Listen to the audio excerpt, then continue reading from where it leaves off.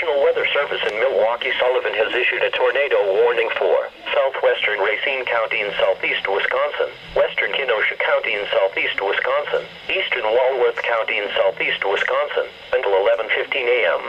At 10:22 a.m., a severe thunderstorm capable of producing a tornado was located 9 miles south of Walworth, moving northeast at 45 miles per hour.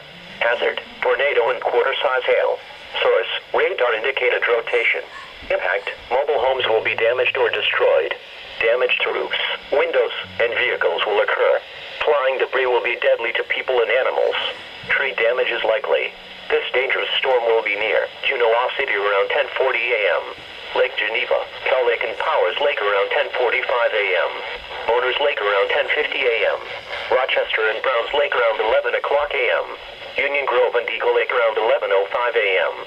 Other locations impacted by this tornadic thunderstorm include Kansasville, Waterford, Springfield, Burlington, Slades Corners, Honey Creek, and New Munster. Take cover now. Move to a basement or an interior room on the lowest floor of a sturdy building. Avoid windows. If in a mobile home, a vehicle, or outdoors, move to the closest substantial shelter and protect yourself from flying debris.